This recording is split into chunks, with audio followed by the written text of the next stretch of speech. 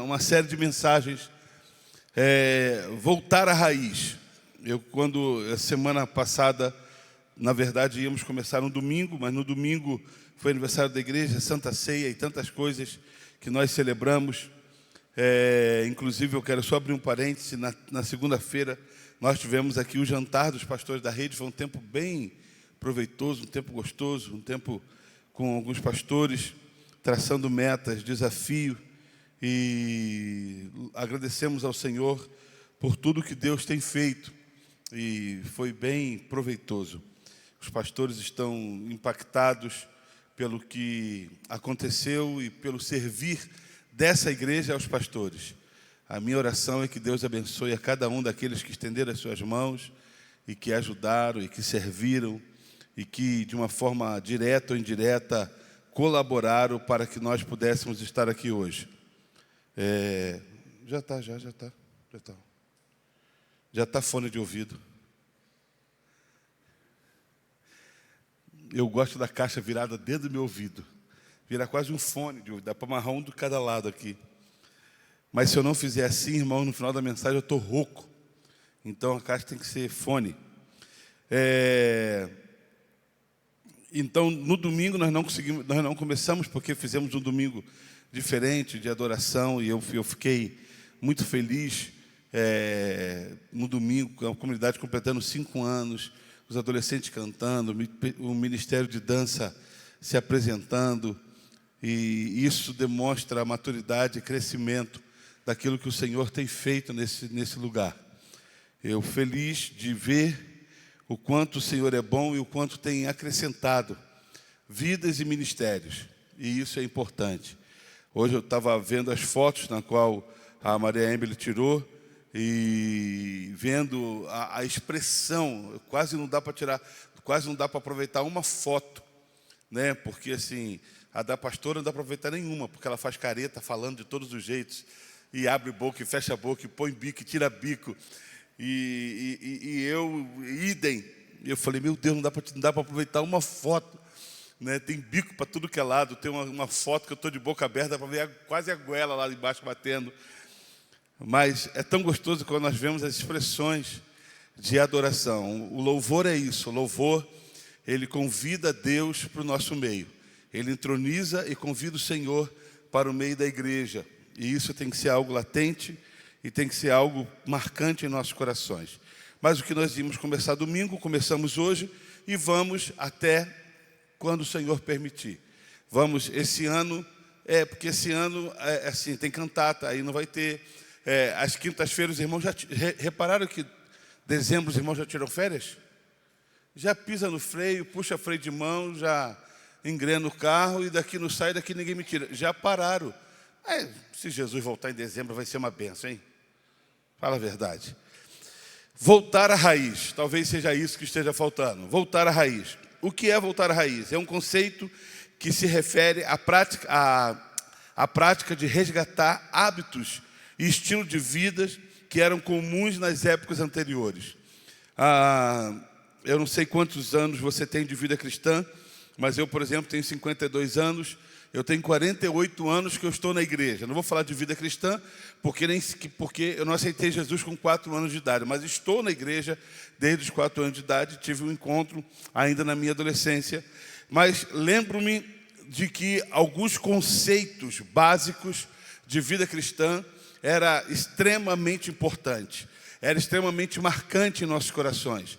Então, os púlpitos da igreja se pregava bastante sobre a volta de Jesus Cristo.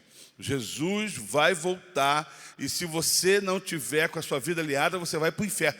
Não tinha meio termo, você vai para o inferno, vai queimar junto com o capeta. E isso era legal, porque alguns crentes se mantinham ali alicerçados. Nos púlpitos se pregavam muito sobre pecado, né? Numa época não tinha nem tanto, que não tinha internet, que não tinha nada, mas se pregava sobre pecado, se pregava que adultério, se pregava de tantas coisas de forma reta, direta, falando. E voltar à raiz é permitir com que esses temas que às vezes ficam esquecidos venham de novo ser latente em nossas vidas, venham de novo tocar em nossos corações. Por que voltar à raiz? Raiz, você sabe, é o órgão específico que fixa a árvore no chão e dali ela consegue extrair o conteúdo, alimento para aquela árvore. Então, todo nutriente para uma árvore saudável, ela tem raiz que puxa da terra o nutriente para ela. E aí ela consegue sobreviver. É a mesma coisa da vida cristã. A nossa raiz tem que estar firmada na palavra de Deus. O que a palavra fala, o que a palavra é, para onde ela direciona, o que ela alimenta, o que ela espera de mim e de você, quando nos exorta, quando nos mostra o caminho, quando é lâmpada para os nossos pés, quando é bússola para as nossas vidas, quando ela é algo aconselhador e direcionador dos nossos corações. É a palavra de Deus. E o que é essa raiz no mundo espiritual? É o sustento de tudo aquilo que se levanta da terra. Então, se a árvore que ela se levanta da terra, ela cresce e precisa de uma raiz, na vida cristã é a mesma coisa. Quanto mais você cresce, mais profundo precisa ser a sua e a minha raiz. Você pode, às vezes, observar que há pessoas que falam assim: eu já estou sossegado na minha vida cristã. Porque, afinal de contas, eu tenho 48 anos de vida cristã e eu já ouvi de tudo, mas não aprendeu de nada. Nem sempre você ouvir de tudo quer dizer que nós aprendemos. Porque ouvir não nos traz prática. Ouvir nos traz conhecimento. A prática do conhecimento faz com que as nossas vidas sejam sustentáveis na vida cristã. É a prática da fé, é a prática do amor, é a prática da palavra, é a prática da oração, é a prática de uma vida diante do Senhor. Não só ser conhecedor. Pastor, eu conheço 20 versículos que falam sobre fé. E qual é a magnitude, o tamanho da sua fé? Quantas vezes você já colocou a sua fé em prática diante de Deus? Não, eu nunca passei por nada que eu pudesse provar a minha fé. Sou conhecedor, mas não sou praticante dela. A vida cristã, infelizmente, além de ser uma vida de conhecimento, é uma vida de prática. É uma vida de feitos contínuos. Praticando uma vida cristã diante de Deus. Não parado, inchando e crescendo para os lados. Mas é uma prática de vida cristã em que você conhece, o conhecer faz você colocar essa vida em prática. Amém, queridos? Louvado seja o Senhor. O tema de hoje é a raiz da fé. Uma das raízes daqueles temas que eu falei que vem de antes dos tempos antigos para hoje, nós vamos falar sobre fé. Fé. A grande pergunta quando nós falamos da fé, do grão de mostarda, qual se você consegue dimensionar o tamanho da sua fé? Se você consegue dimensionar, ou se você já colocou em prática aquilo que nós chamamos de fé. Às vezes tem pessoas que nunca experimentaram colocar a sua fé em prática, porque temem de não serem ouvidos. Mas eu ouvi uma mensagem e concordei quando o pregador diz que um homem que tem um chamado para cura, ele começa orando por uma dor de cabeça, para que a sua fé seja estimulada até que ore por um câncer, até que ore por uma enfermidade em que a medicina não consiga solucionar. A fé é a mesma coisa. Você começa a colocar em prática, você começa a exercê-la, você começa a colocar diante de Deus. E nós vamos tentar hoje entender um pouco sobre isso. Abra tua Bíblia lá no livro de 2 Coríntios, capítulo 4. 2 Coríntios, capítulo 4.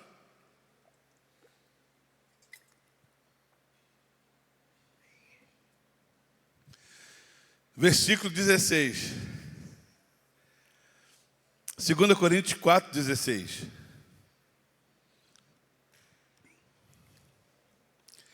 Se a fé, ela cresce com a prática, e na prática ela não acontece, às vezes nós desanimamos, e Paulo começa essa carta, Paulo no meio dessa carta escreve esse versículo.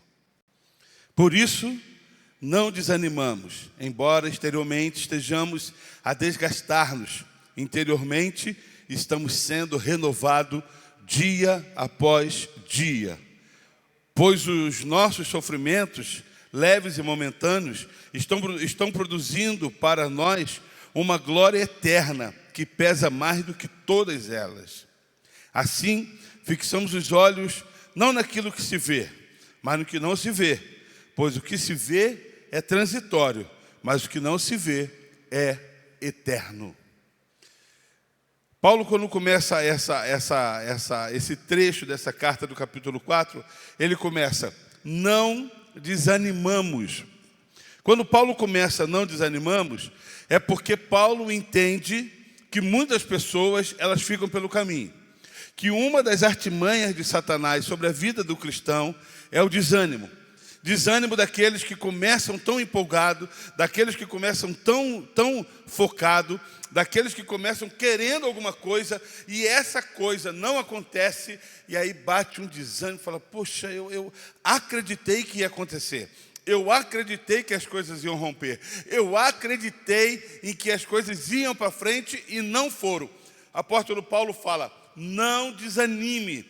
E ao contrário de não desanimar, é você o quê? Se animar. É você animar o seu coração. Porque o texto continua: não fique preocupado com as coisas que você vê. Não fique preocupado, mas fique preocupado com aquilo que você não vê. É isso que estimula as nossas vidas. É aquilo que você não consegue ver. É aquilo que Deus já está agindo. É aquilo que Deus já está operando. É o que Deus já está fazendo que os nossos olhos não conseguem ver. E Paulo, ele entra nisso. O desânimo é algo que pode atingir a todos nós. É só você pegar a história bíblica do livro de Elias. Elias, um homem que vai lá, batalha com os profetas, faz o que faz, de repente o seu coração é pego por um desânimo. Ele vai para uma caverna distante, ele se esconde, não quer ver ninguém, não quer falar com ninguém. Deus vai lá e sustenta ele para que possa renovar a força daquele homem e ele voltar novamente. Por quê? Porque o desânimo nos faz parar. O desânimo nos faz desistir. E é interessante que quando nós começamos a pensar em fé, há uma confusão pequena, ligeira, mas que desvia a nossa fé, é quando nós confundimos fé com otimismo. Há uma grande diferença entre fé e otimismo. Ou seja, otimismo está firmado naquilo que você não tem certeza. Eu estou otimista que esse final de semana vai dar sol para o André na praia. Eu estou otimista. Não tem nada a ver com fé. Você não tem certeza. É algo em que você consegue prever. É algo que você consegue ver. É algo que você consegue talvez imaginar. Eu estou otimista, está firmado naquilo que você não tem certeza. É a disposição de encarar as coisas pelo lado positivo. O otimista, ele sempre olha pelo lado positivo. Agora, fé é diferente. É a certeza que vai acontecer. A fé está firmada na palavra de Deus. Então, todas as vezes que está relacionada à palavra de Deus, é fé. Saiu da palavra de Deus, é o otimismo. Porque as coisas vão acontecer. A palavra de Deus te dá respaldo para isso? Não, é otimismo. Eu estou otimista. Eu estou crendo no que vai acontecer. Eu estou crendo no que Deus vai fazer. Está pautado na palavra? Não, não tem nada a ver com palavra. Não tem nada a ver com o objetivo de palavra. É otimismo. E muitas vezes nós confundimos isso. Por exemplo, a fé está relacionada diretamente com o que Deus fala. Josué e Calebe, você lembra muito bem da história. Vão os espias, eles chegam lá na terra prometida, aí eles entram, eles veem o que todos veem, eles conseguem apreciar o que todos apreciam. Quando voltam, 10 falam assim: olha, a terra é maravilhosa, a terra é linda, trouxemos coisas lindas de lá, olha esses cachos, olha essas coisas, é lindo, mas tem um pequeno problema, nós seremos destruídos. O que Josué e Calebe falam? É verdade, a terra é linda, os homens são fortes e grandes, mas nós vamos debaixo da promessa de Deus, porque Ele prometeu que nos daria aquela terra. E se Ele prometeu, Ele vai na frente com a gente. Não há nada que nos possa impedir de entrar naquela terra. É interessante que toda uma geração se passa para que aquela promessa pudesse acontecer. Aqueles homens entenderam que a palavra de Deus é o que os sustentavam para caminhar. É que a palavra de Deus os sustentavam para prosseguir. Independente se 10 falaram contra, mas a palavra de Deus me diz ir. A palavra de Deus me ordena. A palavra de Deus me dá respaldo para entender a vontade dele sobre a minha vida. Isso é fé. Isso é fé. Independente da maioria. E é interessante que todas as vezes, ou quase todas as vezes que nós vamos usar a nossa fé, sempre tem algumas pessoas que falam assim, não vai dar certo. Sempre tem, domingo, quinta-feira passada, não lembro. Acho que foi quinta-feira passada que eu preguei numa outra igreja, e aí eu falei sobre isso. Nós não tivemos culto quinta-feira passada? Não, né? Eu preguei numa outra igreja, e aí eu falei sobre vozes, e no final da reunião, uma pessoa chegou para mim e falou assim, pastor, é impressionante como tem vozes que tentam impedir a nossa trajetória com Deus. É interessante que às vezes nós nos confundimos com o que Deus fala e com o que as pessoas falam. E o interessante, são pessoas que às vezes julgamos terem conhecimento e respaldo e confiabilidade nossa para poder falar nos nossos ouvidos. Para poder falar em nós aquilo que eles acham que vai dar certo ou não vai dar certo.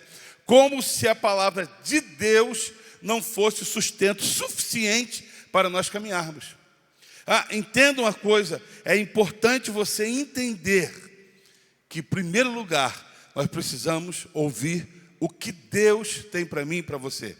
Porque quando Deus tem uma palavra, você pode pegar ela com convicção, mesmo que as impossibilidades sejam grandes, mas se Deus falou, Ele é fiel para poder cumprir. Você concorda com isso? Amém, queridos? A fé nos ajuda a enfrentar a adversidade da vida. Quantas e quantas adversidades você e eu já passamos? Quantas e quantas adversidades, lutas nós já passamos? Mas o versículo de 1 Coríntios, 1 João, no capítulo 5, diz, essa é a vitória que vence o mundo, a nossa fé. Essa é a vitória que vence o mundo, a nossa fé. E é importante, pastor, qual que é o versículo? Depois você procura em casa. É importante você entender, porque todo mundo está anotado assim, ó. Procura em casa, leia o texto inteiro. É importante você entender, essa é a vitória que vence o mundo. O que vence o mundo? A sua fé. A nossa fé é a convicção que Deus está na frente. Josué e Caleb venceram um mundo de 10 pessoas e uma geração para fazer com que aquele povo entrasse na terra prometida. Essa é a vitória. A fé faz você vencer. A fé faz você romper. Ai, pastor, mas eu acho que eu não vou conseguir. É porque a sua fé já foi roubada. Ai, pastor, mas eu acho que eu não vou conseguir romper. É porque a fé já foi de uma forma ou outra danificada pelo caminho. Ah, pastor, eu já vi esses casos que não dão certo. São pessoas que falam com o exemplo daqueles que não tinham fé e deram errado, tentando sabotar a sua vida cristã. Senhor, eu creio naquilo que o Senhor está me chamando. Eu creio naquilo que o Senhor está me colocando. Eu creio na obra poderosa do Senhor sobre a minha vida. Pode ter dado errado na vida de A, de B e de C. Mas o Senhor me chamou e vai dar certo na minha vida, em nome de Jesus. Aleluia. Como funciona a fé, Bruno? Ela tem uma confissão. A fé tem uma confissão. Você precisa expressá-la. Nem se for diante de Deus. Você precisa expressar. Para um enfermo, eu estou curado. Para um projeto, você precisa profetizar.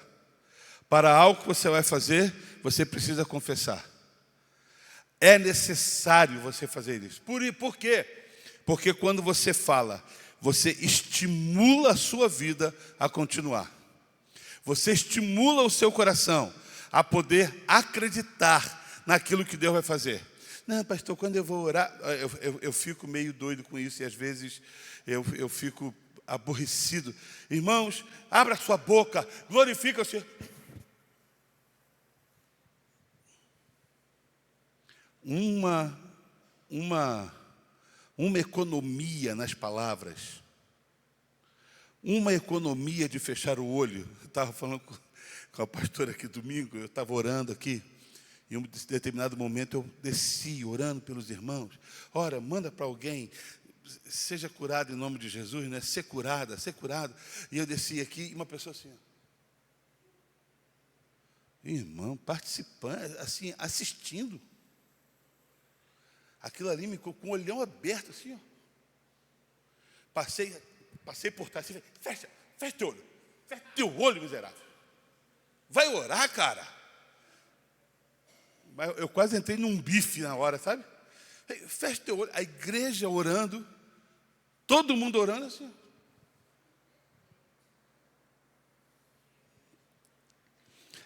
É necessário você confessar. É necessário você abrir a sua boca. É necessário você se entregar, irmão. É necessário você falar com coração acreditando, com fé, que Deus vai fazer. Quando a gente fala, ore com a sua família, ore com o seu filho, profetize na vida do seu filho. Nós somos testemunhos na nossa casa daquilo em que Deus tem feito, porque nós abrimos a nossa boca e por muitas vezes declaramos sobre a vida dos nossos filhos aquilo que eles seriam ainda quando eram pequenos. Não sabíamos nem se teríamos condições e nem o resultado final, mas nós já orávamos: Senhor, toma nas tuas mãos, abençoa, faz da Esther uma mulher do Senhor, faz do Isaac um homem do Senhor. Deus, abençoa, abre porta, faz milagre. Deus, toma nas tuas mãos. Eu creio em nome de Jesus Cristo que eles vão lutar contra as coisas deste mundo, mas nessa luta eles serão vencedores. Deus, em nome de Jesus, em nome de Jesus, em nome de Jesus. Agora, você não abre a sua boca para uma confissão em relação aos seus filhos, à sua casa, à sua própria vida, e fala: pastor, porque essa igreja, a fé é algo pessoal. O que eu posso fazer, queridos, é ensinar, e o que você pode fazer é colocar em prática. É colocar em prática. Deus, eu não vou aceitar. Pela fé, nós vamos vencer esse tempo. Pela fé, nós vamos vencer essas lutas. Pela fé, nós vamos romper. Porque a tua palavra, lembre-se que ela parte da palavra de Deus. Porque a tua palavra me garante isso. Quem nos garante isso é a palavra de Deus. E é importante você entender. Tem que ter uma confissão. Ela primeiro opera em nós e depois do lado de fora. A fé, antes de ser expressada, ela tem que ser trabalhada onde? Dentro de mim. Dentro de mim. Estava comentando com a Débora que hoje eu estava conversando com um grupo de pastores e que de vez em quando a gente começou a conversar sobre nada a ver, sobre assuntos besterol, Lula, e depois entramos em assuntos sérios. Porque conversar sobre Lula é besterol. Depois entramos em assuntos sérios. E aí, conversando sobre os assuntos, cada um falou, estávamos em 4, nós falamos os temas para o próximo ano. E aí eu mostrei o logo e falei, ano de avançar, e um deles perguntou: vai avançar para onde? Eu falei: eu não queria para a eternidade agora, porque eu queria ver alguns projetos prontos, a não ser se o Senhor nos chamar. Mas o avançar, para mim, coloquei para eles algumas coisas. Mas antes de ser falado, esses projetos já nasceram nos nossos corações. Antes de se expressar, eles já nasceram. eles já estão enraizando. Como vai acontecer é algo de fé. Eu não estou preocupado com isso. Mas a minha preocupação tem que ser, ela começa a queimar dentro para se fazer para fora. Ela começa a queimar dentro. Em primeiro, a fé opera dentro de nós, para depois expressar aquilo que você está queimando no seu coração. Sabe qual que é o problema? Que muitos crentes não conseguem colocar a fé em prática, porque dentro dos seus corações não queimam nada, nem a presença do Espírito. Se você chama alguns e fala assim, querido, deixa eu te perguntar uma coisa, qual que é o seu projeto de vida? Projeto? O que você tem desenhado? O que você tem sonhado em alcançar? O que você quer fazer? Eu, sinceramente, eu não sei. Eu preciso pensar sobre isso. Se a fé não começa a operar dentro de nós não conseguimos transmiti-la para fora. Nós não conseguimos colocar para fora. E é importante que isso aconteça, queridos. É importante que você consiga entender isso. E a fé, como ela funciona, ela é o centro, ela é centrada na palavra de Deus. E eu já falei isso. Ela é centrada na palavra de Deus. Ela repousa sobre a palavra de Deus. Aquilo que a palavra de Deus diz, você pode tomar posse. Você pode vivê-la. Pastor, então eu queria reivindicar uma coisa. Porque a Bíblia fala que nós seremos abençoados e que de nada teríamos falta. E que o Senhor abriria as janelas dos céus e derramaria bênçãos sem medidas. Eu queria reivindicar algumas coisas que não têm acontecido na minha vida. Eu queria declarar que nós precisamos nos avaliar com clareza de coração. Às vezes reivindicamos algumas coisas que não temos direito. Deus, Ele nos ensina. Deus, Ele nos mostra. Deus nos dá ordenanças. Deus requer de nós algumas obediências. E nós revertemos os nossos corações, endurecemos e começamos a exigir de Deus que Ele faça algumas coisas que nós deveríamos ter obrigações e por obediência fazer. Então sempre quando alguém vem falar alguma coisa, eu falo, queridos, eu queria que você avaliasse a sua vida primeiro, para saber se de fato você está fazendo conforme Deus te manda fazer. Não está fazendo, então você não tem direito. Porque com Deus é sim, sim e é não, não. Com Deus é às claras. Não tem meio termo. Não tem historinha. Deus não é homem que se engana. Deus não é homem que fala e desfaz. Deus não é homem que vai e diz que vai e não vai. Ele, se Ele falou, Ele é fiel para cumprir todas as suas palavras. Amém, queridos? E você deve experimentar isso. Como deixar a nossa fé crescer? Primeiro, buscando a palavra de Deus. Se a fé está constituída na palavra, você precisa conhecer a palavra. Nós precisamos conhecer a palavra de Deus, senão não tem como respaldar. E Romanos 10, versículo 17 diz, consequentemente, a fé vem pelo ouvir a mensagem, e a mensagem ouvida mediante a palavra de Cristo. É importante você conhecer a palavra, mas não só conhecer, ser praticante.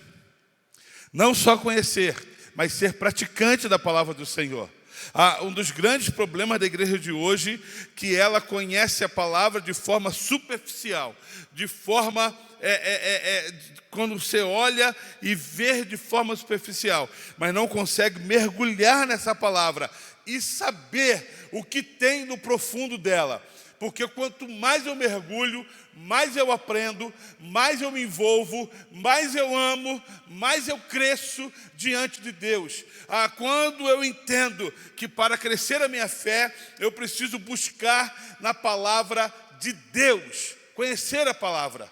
o que Ele me ordena, o que Ele me abençoou, o que é dos céus, quais são os parâmetros do Senhor para a minha vida em relação a alguns assuntos na qual nós vivemos. Eu estava conversando com uma pessoa e essa pessoa falou para mim assim: pastor, eu posso me separar. Eu falei: você pode qualquer coisa, inclusive se separar. Não sou eu que vou te impedir. Agora você está falando isso pautado em quê que você? Pela palavra de Deus. Eu falei: não. Você precisa entender a palavra de Deus. Você precisa compreender a palavra de Deus. É pelo endurecimento do coração. Não é porque Deus te respalda. É porque pelo endurecimento do coração do homem, Ele te dá um hiato. Não é assim. Não houve lutas, não houve lágrimas, não houve oração, não houve jejum, não houve mudança de vida, não houve um querer, não houve nada. Ah, eu quero trocar de 50 pela de 25. Irmãos, tem que tomar vergonha. Tem que tomar vergonha. E sempre quando eu toco nesse assunto, a de 50 dele é bagunçada. Eu falo: você bagunça a mulher na qual você vive. Agora você quer abandonar para pegar uma novinha. Falei para ele: toda novinha que você pegar, eu vou bagunçar com você. Se passar na minha frente e falar: ele não presta, hein? Ele não presta. Ele bagunça com as meninas. Elas ficam feias depois dele. Você precisa conhecer a palavra de Deus. Estávamos conversando isso em casa ontem com a Esther e nós tocamos nesse assunto. Graças a Deus, eu e a pastora nunca tivemos motivo, pensamentos sobre separação. Porque nunca demos confiança a esse assunto em nossos corações. Nunca alimentamos isso, porque decidimos em nossos corações viver um para o outro. Eu falei: Débora, você precisa morrer depois dos 80, porque eu não quero morrer antes. Mas eu quero morrer lúcido, fazendo as minhas coisas. Ninguém vai precisar me limpar. Vamos para Budá. Tranquilaço. Você precisa conhecer a palavra de Deus. Não tem como requerer vida cristã se não conhece. Agora, há uma cobrança, porque quanto mais você conhece, mais você será cobrado. Você entende, irmãos? Pastor, eu quero desfrutar da minha fé, eu quero declarar, eu quero orar, eu quero profetizar. Busque na palavra, aprenda a palavra, mas a palavra diz que quanto mais você conhece, mais você será cobrado. Então eu não quero conhecer, mas se você não conhece, você não experimenta de Deus. Melhor do que ser cobrado é você experimentar do que Deus tem para a sua vida. E quanto mais eu mergulho na palavra de Deus, mais o meu eu some e o Senhor aparece em nós. Quanto mais você mergulha, mais o Alexandre some, mais o meu caráter some, mais as minhas tendências pecaminosas somem, mais a minha inclinação ao pecado some, e o que prevalece é a palavra, é o Senhor, é a presença desse Deus em nossas vidas. É aquele momento em que se fala que não vivo mais eu, mas é Cristo que vive em mim. Irmãos, para ter um ápice de uma vida cristã, para falar desse jeito: não sou eu mais quem vivo, mas é Cristo que vive em mim, porque é naquele momento que não sou eu mais quem falo, não sou eu mais que penso, não sou eu mais quem caminho, mas é o Senhor que fala por mim, é o Senhor que caminha por mim, é o Senhor que pensa por mim, porque os meus pensamentos são os seus pensamentos, os meus passos são os seus passos, as minhas mãos são as suas mãos, e para onde o Senhor mandar eu irei, porque eu sou servo obediente do Senhor. Segunda coisa, para você ter fé é necessário você aprender a orar. A oração, queridos, faz alimentar a sua fé. É a oração. Crente que não ora, não experimenta o que Deus tem para a sua vida. Marcos capítulo 11, 24. Portanto, eu lhes digo, tudo que vocês pedirem em oração, creiam que já o receberam, e assim lhes sucederá. tudo que vocês pedirem em oração, crendo, vai acontecer. É necessário o crente aprender a orar. Eu fico impressionado, porque você conhece a pessoa que não ora quando você pede a ela para orar. Ela não sai do Senhor, Senhor. Ah, Senhor, Senhor, Senhor, Senhor. Senhor, amém. Caramba, não falou nada. Você teve o privilégio de chegar e não se aprende a orar na igreja. Você aprende a orar, sabe aonde? Entra no seu quarto, fecha a sua porta e vai falar com o seu Deus em secreto. Você aprende a orar quando você está dirigindo o seu carro, quando você está lavando a sua louça, quando você está trabalhando, quando você vai dormir, quando você acorda, no seu dia a dia, na sua madrugada. É nesse momento que você aprende a falar com Deus. Quando aqueles jargões, quando aquela oratória, ela cai por terra e você começa a ser simplesmente você mesmo e deixa de ser quem as pessoas querem que você seja. Quando a figura maquiada, cai por terra e você começa a ser simplesmente quem você é. A semana passada, eu fui visitar um pastor e esse pastor me apresentou um rapaz que eu não conhecia, o tal do Careca. Acho que alguns irmãos conhecem, ele não conhece? Não conhece? Fantástico. Ele tem Evangelho, a Bíblia no banquinho. Um cara com 2 alargadores assim, ó, no ouvido, todo tatuado, careca. Claro, careca, ele é careca. E aí eu comecei a conversar com ele. E ele falando, ele que faz os grafite na cidade inteira. Lá naquele posto Chaparral tem um grafite imenso de uma menina, de uma preta e uma branca, juntas de mão dada. Ele que fez aquele grafite. Na escola Koch, ali tem o Einstein. Ele que fez. Lindo, lindo, lindo. Ele faz cada coisa linda. E eu conversando com ele, e ele falou assim: pastor, olha o que Deus fez comigo, cara. Eu peguei meu celular, todo dia eu pego uma fita, porque ele trabalha com funilaria e pintura de carro. Eu peguei meu celular, coloquei numa madeira, travei ele, passei uma fita crepe e peguei um banquinho, esses banquinhos, quando você senta, quem já levou o carro para consertar, aquele banquinho baixinho, que você senta para mexer no carro, eu coloquei e sentei e comecei a falar da palavra de Deus em alguns segundos. Hoje eu tenho mais de 150 mil seguidores que ouvem a palavra através desse negócio. Evangelho simples, conforme ele é. Ele falou: eu aprendi a orar, eu aprendi a palavra, eu aprendi que as coisas de Deus são simples. E orando diante do Senhor, o Senhor vai me revelando o que eu tenho que fazer. Eu entrego mais de não sei quantas mil Bíblias por mês. Eu entrego e eu vou fazendo. E aí ele falando, dando um relatório. Porque entendeu que através da oração, Deus o tirou lá do pecado e o trouxe para ser usado na sua luz. Através da oração. A oração muda parâmetros.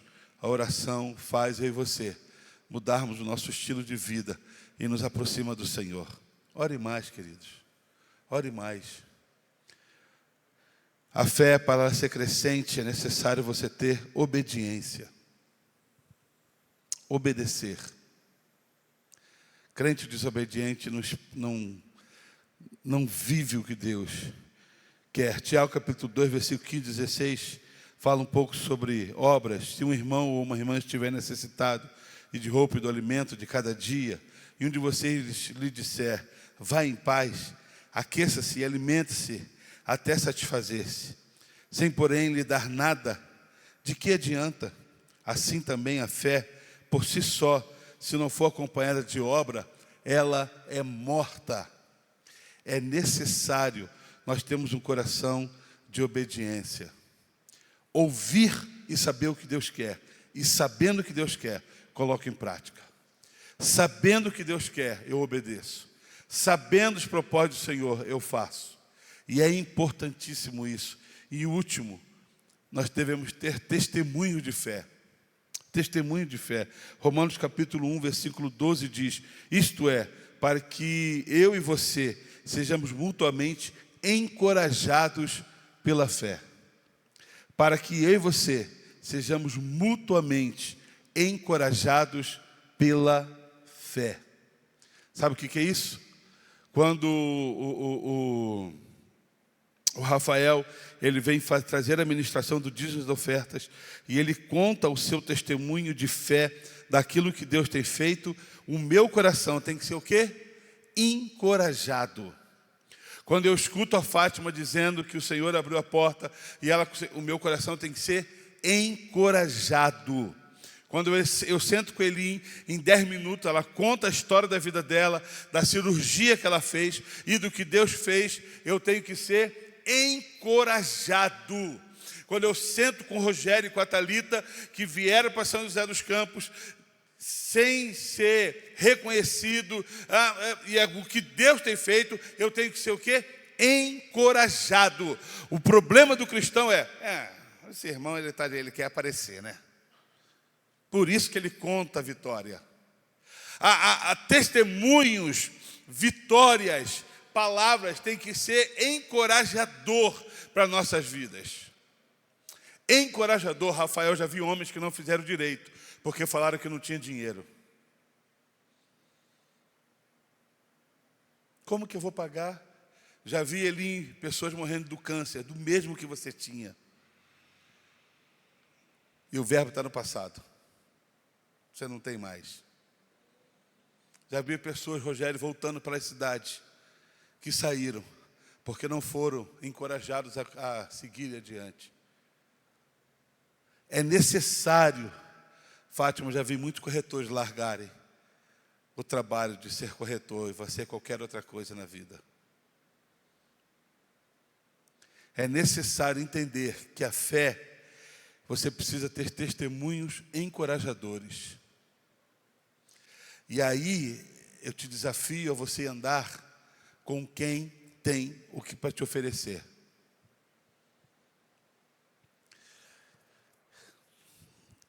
Você andar com quem não tem nada para te oferecer, nada você vai ter na sua cabeça e no seu coração. E isso é triste, cara. E isso é triste. Porque eu ando com pessoas que não têm testemunho de fé, que não fazem questão de vencer, que não testemunham o que vivem, que não falam o que fazem, que não conseguem romper. Mas quando você anda e se assenta com uma dessas pessoas e fala assim, conta para mim como foi, conta para mim o que você fez, conta para mim qual foi o testemunho, conta para mim quais foram os caminhos que você traçou para que essas coisas acontecessem em sua vida. Isso é testemunho que nos encorajam a continuar caminhando. Se o Deus fez lá, vai fazer aqui também. Se Deus fez lá, vai fazer na minha vida também. Porque Ele é o mesmo Deus. Eu preciso saber o que está acontecendo. É importante você saber com quem você está andando. Porque às vezes tem pessoas que não estimulam a sua fé. Tem pessoas que não estimulam você a crescer. Tem pessoas que não estimulam você a romper. Por que você vai fazer? É melhor você parar, hein? Porque se você continuar, você vai endividar. Estou te falando. Você vai endividar, não vai dar certo. Se você continuar, você vai ser um frustrado, porque as coisas não vão acontecer. Testemunhos de pessoas encorajadoras, que te abraçam e falam, estamos juntos, me ensina, testemunha no meu ouvido o que aconteceu. Eu preciso saber o que você tem feito para romper. O que você tem feito para poder avançar. Mesmo que eu não vá seguir os mesmos passos, mas em saber que esse Deus te sustentou, Ele vai me sustentar nos meus passos. Eu não preciso copiar os passos de ninguém, porque o que Deus tem para mim, Ele tem para mim. O que Deus tem para o Osto, tem para o Osto. O que Deus tem para o Bruno, tem para o Bruno. Mas a palavra de fé, o testemunho de fé, me encoraja em saber que existe um Deus que nos fortalece. Um Deus que nos alimenta todos os dias. Um Deus que nos encoraja e fala: Alexandre, eu estou com você. Eli, eu estou contigo. André, eu estou contigo. Vai, porque eu estarei com você por onde você for. É importante, irmãos, testemunhos de fé. Falando mutuamente para encorajar o coração do próximo. Encorajar o coração do próximo.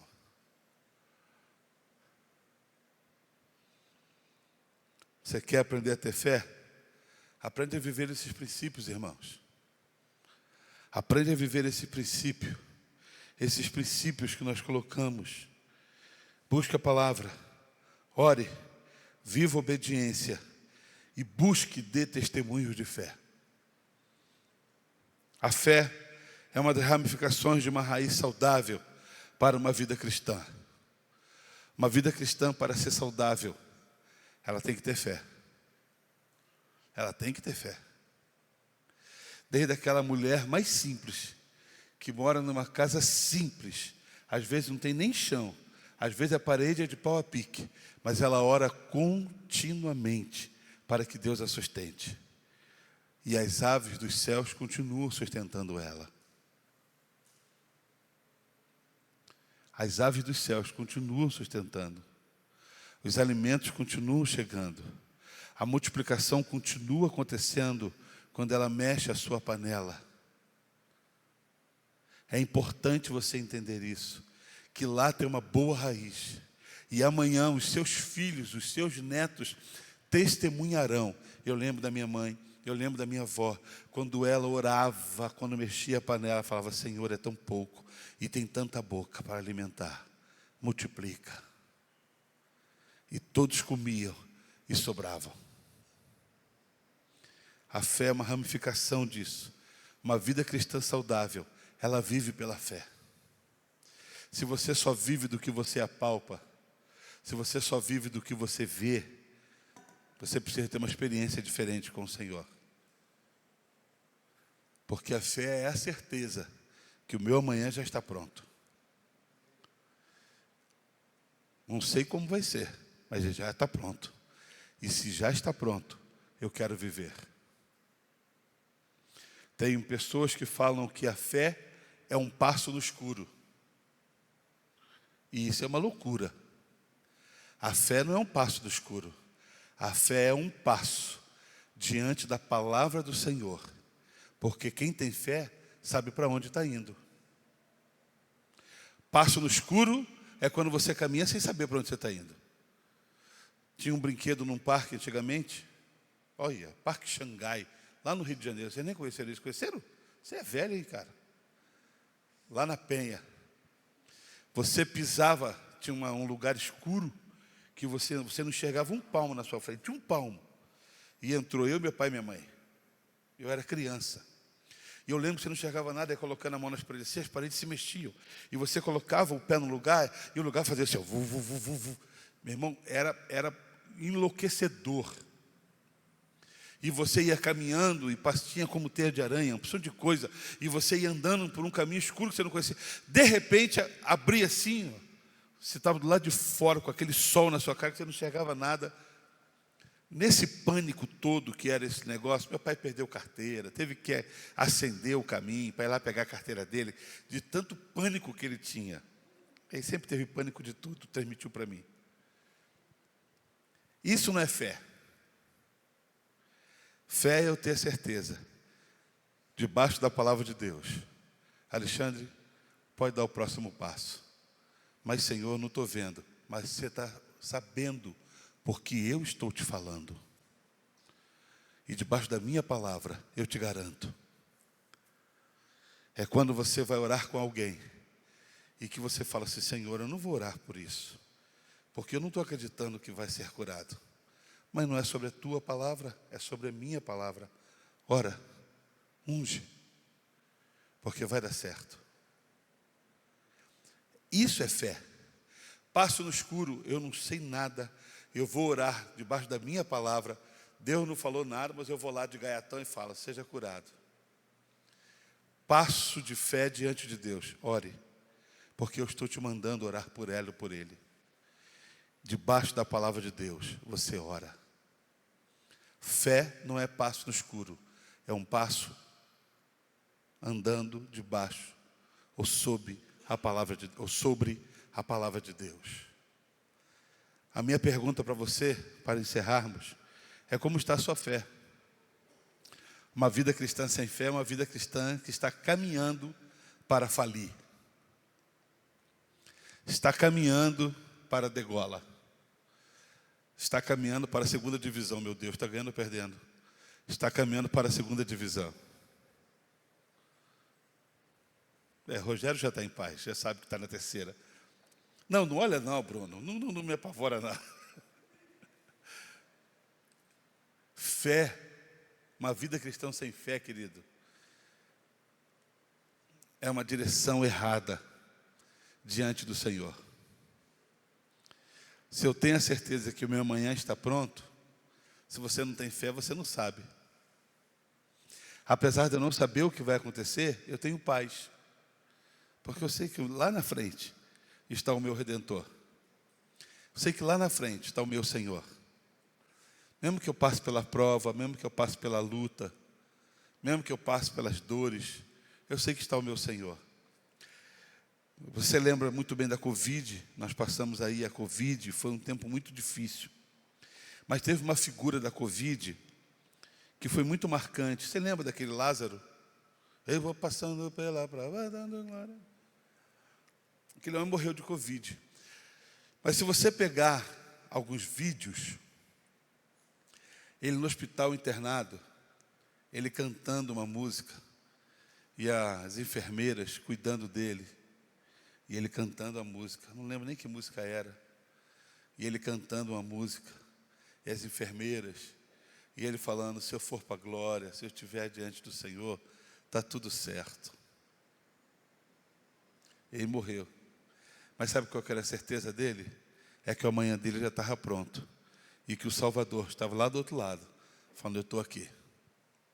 Eu não estou falando de morte, eu estou falando de vida. Eu estou falando de seguir adiante. Você precisa ter essa fé no seu coração, que o seu Redentor está do outro lado te esperando. Vamos ficar de pé?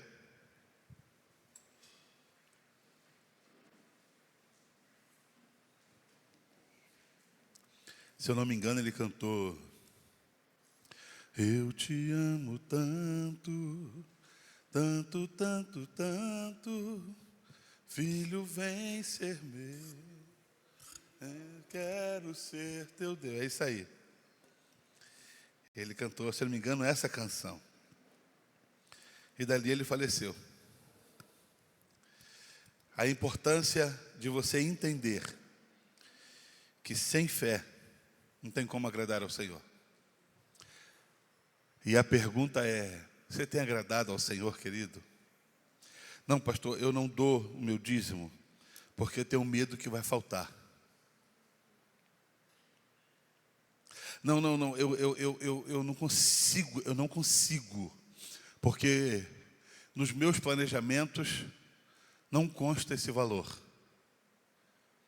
Não consigo colocar a mão sobre meus filhos para orar, porque não é algo que mexe com o meu coração.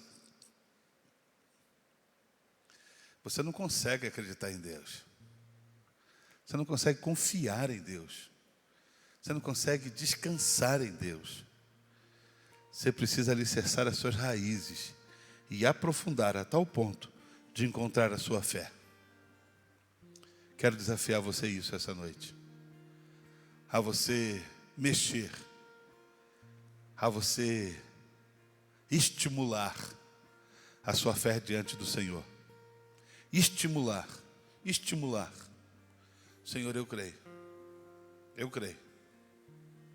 Hoje eu falei para esses pastores, eu não sei como, não sei por onde, não sei como vai acontecer, mas vai acontecer. Porque a pergunta saiu: qual é a dificuldade de uma igreja independente? Tornar ela uma grande denominação. Falei, não sei como vai acontecer. Talvez não seja nem na minha geração, mas vai acontecer. Em nome de Jesus. Eu quero que você estimule a sua fé. O que tem te impedido? O que tem te bloqueado?